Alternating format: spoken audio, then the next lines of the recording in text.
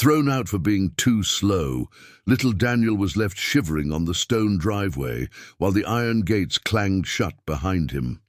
His wealthy parents didn't look back, their footsteps fading into polished floors and chandelier light. The only soul who refused to abandon him was Miss Ruth, the old family nanny. That night, she laid down her apron, walked out, and chose Daniel, armed with nothing but courage, faith, and a heart that had loved him since his first steps.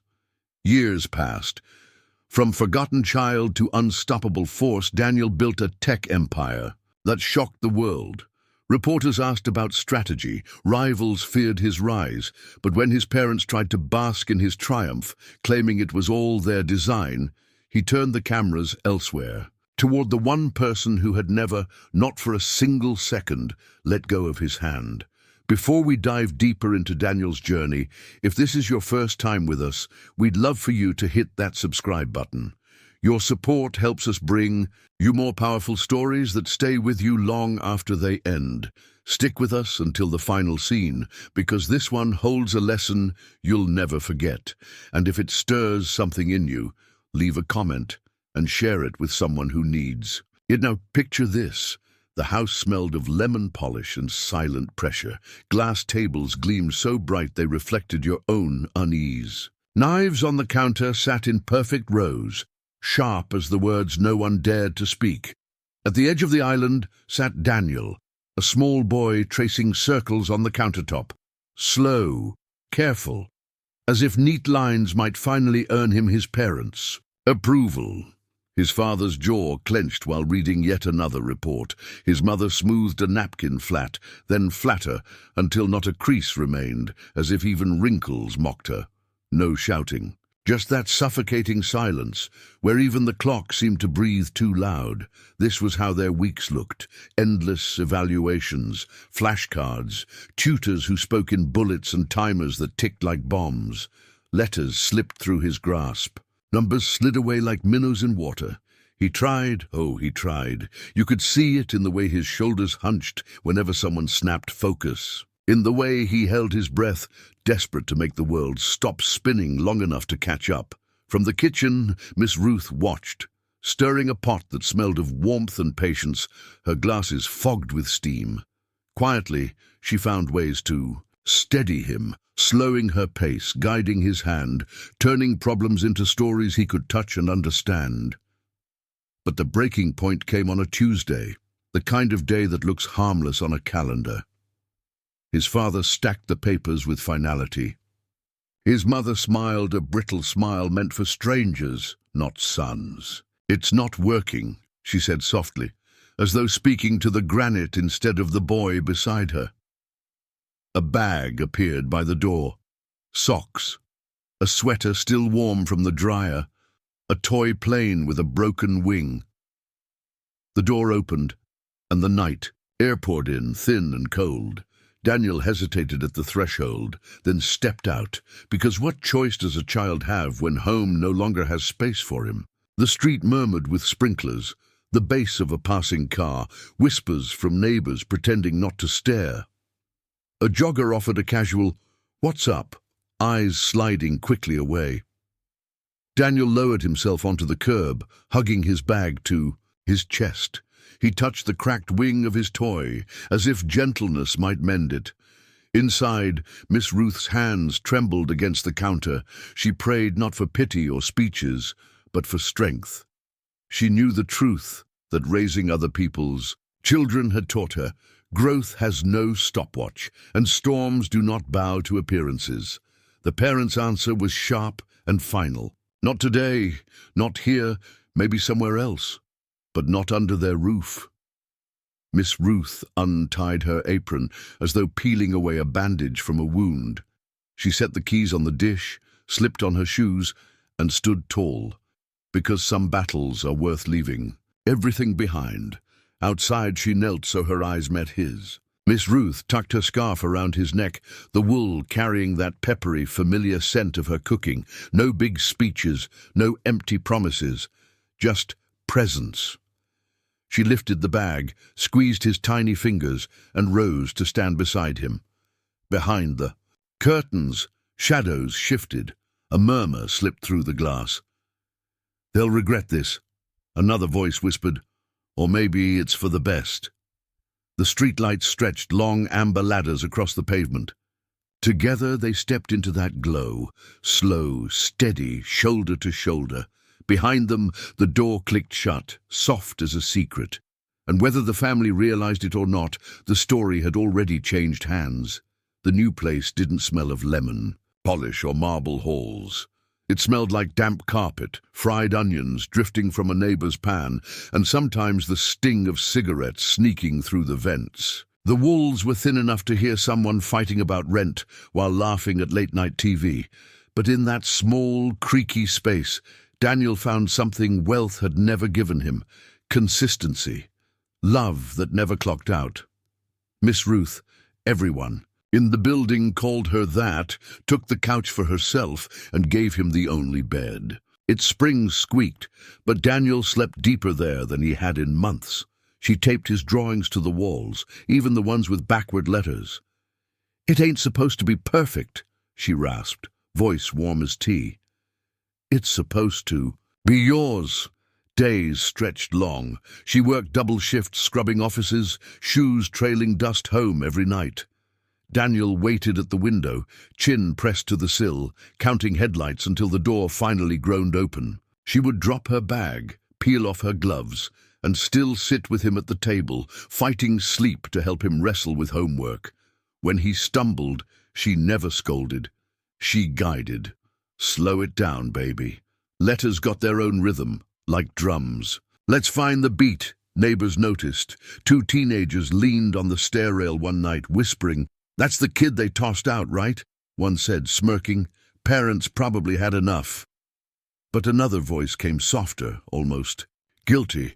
"Lady's still sticking with him, though. That's love." Daniel overheard fragments drifting up the stairwell, words clinging to him like burrs. Some nights he wished he could disappear. Other nights he felt a fire, a need to prove them all wrong. On heavy, humid evenings, Miss Ruth cracked the window and told him her own stories. Walking dirt roads barefoot, teachers who swore she'd never be more than a maid. She would pause, pinch the crease in her brow, then lock eyes with him. "They don't get to decide. Neither do your parents. You hear me? You decide." Daniel's jaw tightened. He gripped his pencil like a weapon.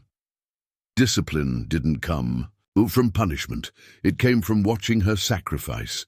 She skipped meals so he wouldn't. She pawned her wedding band to buy him a battered old laptop with a missing key. "It still types," she said lightly, though her eyes shimmered under the lamplight. At night, while the city murmured through the walls, Daniel sat before the glowing screen, tracing codes and shapes like secret maps to a new world. Every keystroke became a vow. "I'll make this count." In that tiny apartment with peeling paint and buzzing lights, a foundation was quietly being built. Not of wealth, not of privilege, but of resilience, the kind that doesn't crumble when the world mocks you, the kind that grows stronger in shadows, waiting for its moment in the sun. The old laptop wheezed like an asthmatic man, its keys sticking, its screen flickering when the plug slipped. But for Daniel, it was a doorway. He sat cross-legged on the floor, fingers stumbling across code, while from the kitchen Miss Ruth's voice rose in gospel hymns, soft and steady, mixing with the hiss of boiling rice. Nights bled into mornings. Sometimes he fell asleep in his chair, the monitor casting blue light across his tired face, lines of code still scrolling like a heartbeat. It wasn't easy brilliance. His first projects crashed, froze, refused to run. He clawed at his hair in frustration, whispered curses, slammed the lid shut more than once. That's when Miss Ruth appeared, quiet as always, sliding a plate of food beside him. "Eat, then try again. Nothing worth keeping comes easy." Her calm made failure feel less like a wall and more like a stepping stone. Word of his obsession leaked through the building. Neighbors whispered in the stairwell, "That kid's always in there with that busted laptop." Someone scoffed, "Probably wasting time." But another voice countered, Funny thing, he's teaching himself what people pay thousands for. The years stacked quietly. He grew taller, sharper. Every failure taught him a new trick. Every tiny success lit another fuse inside. By 19, he wasn't just typing code. He was crafting solutions. Small apps that mattered. A rent tracker for the landlord. A budget calculator for the single mom down the hall. Then strangers online discovered his work. Downloads trickled in, then poured. His inbox swelled. Until one day, his first investor call came. He sat trembling in front of that old laptop, voice cracking but eyes steady. Miss Ruth sat right beside him, her hands clasped in prayer. The man on the other end chuckled, impressed by his boldness, and sent a small check. Then another. Each deposit changed something. Better meals, a sturdier desk, new shoes for Ruth, a second-hand car that coughed and sputtered, but carried them places buses never could. By his mid-20s, the boy the world dismissed had become a name whispered in tech circles. Headlines read, "Young founder disrupts industry." Articles painted him as a genius. Cameras flashed at his product launches. But in those moments he always looked for her, the grey-haired woman sitting quietly in the crowd, scarf tucked around her hair, pride shining in her eyes. Through all the noise, he carried one truth in his chest. I wasn't raised by the ones who left me. I was built by the one who stayed. 12 years, 12 years. That's how long it had been since the door clicked shut behind him. 12 years since the cold curb, the cracked toy, the sting of being unwanted. Now, Daniel stood beneath blinding stage lights, a microphone clipped to his collar, giant screens glowing with the logo of the empire he built from nothing. The air buzzed, reporters murmuring, investors leaning forward, cameras flashing like restless stars. His name had become more than a name. It was a story, the story of a boy who refused to stay broken. And then, through the glittering crowd, of tailored suits and polished faces, two figures appeared. His parents, older now but still sharp-edged, still dressed in wealth's quiet arrogance. They moved with the confidence of people who had never once been denied a seat at any table. Whispers spread like static. "Wait, are those his parents?" Another voice. "Didn't they toss him out? Now they're proud?" Backstage, Ruth had sensed it before Daniel did. She tugged her shawl tighter, her lips pressed into a thin line.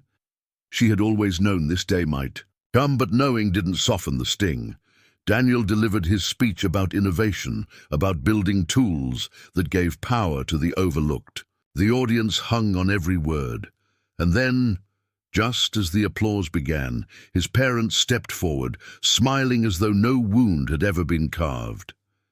His mother leaned into the mic, her voice smooth as glass.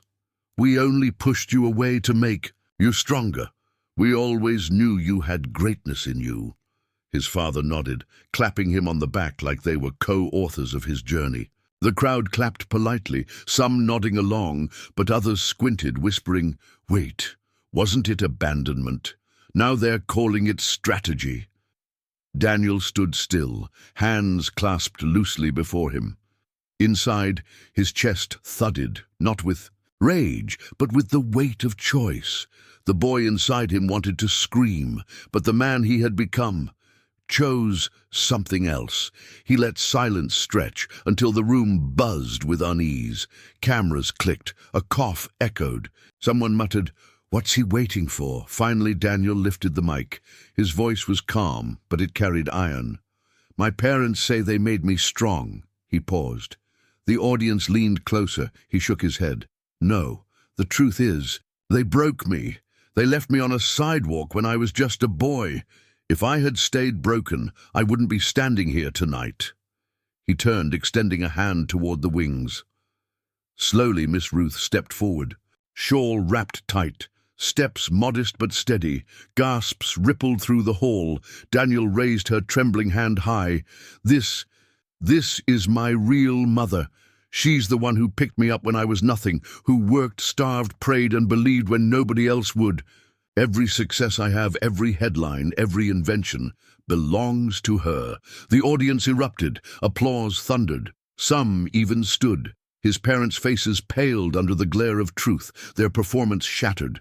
Ruth's eyes shone with tears, her smile soft but radiant, lighting the stage brighter than any spotlight, because sometimes family isn't blood. Sometimes it's the hand that never lets go. And in that moment, Daniel proved something greater than wealth, greater than titles. Family isn't the ones who share your name. It's the ones who choose you again and again. So if this story moved, you don't forget to like, share, and subscribe for more stories of resilience, betrayal, and redemption. And remember, sometimes the people the world overlooks are the ones who change it forever.